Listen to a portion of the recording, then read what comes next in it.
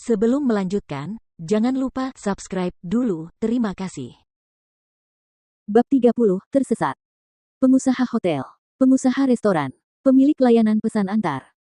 Jordan ingin menumbangkan dan memusnahkan para bos besar yang telah mendominasi Orlando selama bertahun-tahun dalam satu gerakan. Di antara mereka, Tyler adalah orang pertama yang terlintas di pikiran Jordan. Begitu memikirkan Tyler, Jordan teringat semua yang dikatakan mantan istrinya, Hailey. Lihat Tyler. Keluarganya bernilai lebih dari $1 miliar. Bisakah kau dibandingkan dengannya, dasar orang tak berguna? Jordan mendengus pelan dan bertanya pada Victoria, kudengar keluarga Collins adalah keluarga kelas 1 di Orlando yang kekayaannya lebih dari $1 miliar. Victoria menjawab, bisa dibilang begitu. 2 tahun lalu, kekayaan mereka lebih dari $1 miliar, tetapi kekayaan bersih mereka telah menyusut drastis, sekarang mungkin hanya sekitar $500 juta. Sekarang, kekayaan mereka tidak jauh lebih baik daripada keluarga Camden. Mengingat bahwa Jordan mengklaim bahwa Hailey berselingkuh dengan Tyler selama pesta ulang tahun kemarin, Victoria segera melanjutkan. Hailey Camden pasti buta karena telah memilih Tyler Collins yang tidak berguna itu daripada kamu. Begitu dia mengetahui identitas aslimu, aku khawatir dia akan sangat menyesal. Memikirkan Hailey Camden membuat Jordan merasa sedikit getir. Lagi pula, dia telah mencintainya selama 3 tahun. Victoria melanjutkan, keluarga Camden sedang mengerjakan sebuah proyek akhir-akhir ini, dan mereka ingin kita menginvestasikan $11 juta di dalamnya. Mereka menawari saya banyak keuntungan, tetapi saya akan menolaknya sekarang dan memberitahu mereka untuk melupakan kerja sama dengan S Corporation. Victoria awalnya ingin mewujudkan kerja sama itu, tetapi dia tahu Jordan tidak berhubungan baik dengan keluarga Camden. Karena dia dulunya adalah menantu keluarga Camden yang kemudian mereka usir, bagaimana mungkin dia mau bekerja sama dengan mereka? Yang mengejutkannya, Jordan berkata, kamu mengarang banyak kebohongan tentangku kemarin, tetapi ada satu hal yang kamu benar. Saya memisahkan pekerjaan dan kehidupan pribadi. Jadi saya tidak akan memboikot keluarga Camden dalam bisnis hanya karena hubungan pribadi saya dengan mereka. Tunjukkan padaku proposal proyek itu.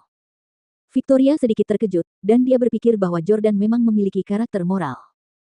Baiklah, aku akan membawanya kepadamu sekarang. Victoria berbalik dan hendak pergi. Lupakan saja, aku akan pergi bersamamu dan sekaligus memeriksa kantormu. Aku ingin melihat apakah kantor wanita cantik sepertimu penuh dengan wewangian. Jordan bangkit dari kursinya dan mengikuti Victoria. Sementara itu, Tyler masih menunggu dengan cemas di lobi lantai pertama. Dia belum pergi.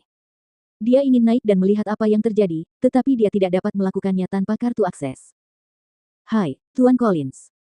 Seorang karyawan wanita S Corporation tiba-tiba berinisiatif berjalan ke arah Tyler. Tyler memandangnya, tetapi dia tidak mengenali siapa dia. Wanita itu tertawa dan berkata, Tuan Collins, tentu saja Anda belum melupakan siapa saya, bukan? Itu sungguh menyedihkan. Anda mentraktir saya minuman di LINX Bar tempo hari. Setelah itu, kami pergi ke. Anda bersenang-senang dengan saya sepanjang malam.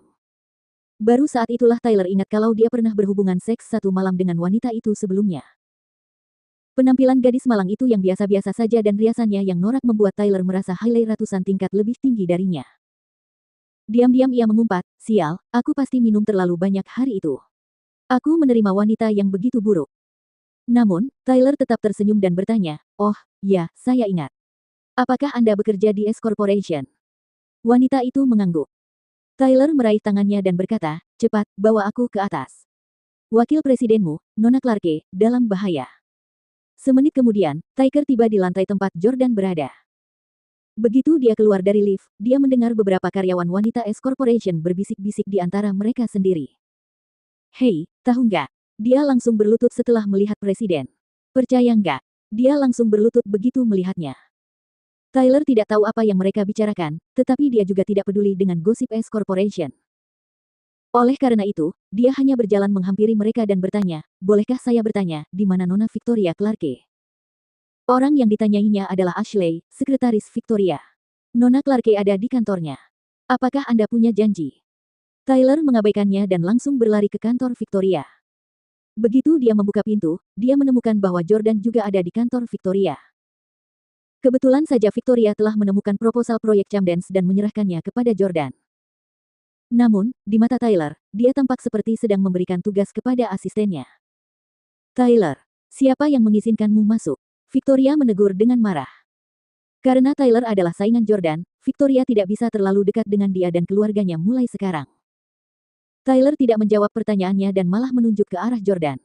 Wah, Jordan, dasar pencuri yang memalukan. Benar saja, kau di sini. Apa kau bersembunyi di sini untuk bersiap membalas dendam terhadap Nona Clarke? Jordan membalas, ada yang salah denganmu. Apakah ini tempat yang bisa kau masuki sesuka hatimu? Enyahlah. Jordan adalah Presiden S Corporation dan pemilik gedung ini. Bagaimana mungkin dia membiarkan Tyler bertindak kurang ajar dan lancang di sini? Ketika Tyler melihat betapa sombongnya Jordan, dia membentak dengan marah, beraninya kau bicara seperti itu padaku.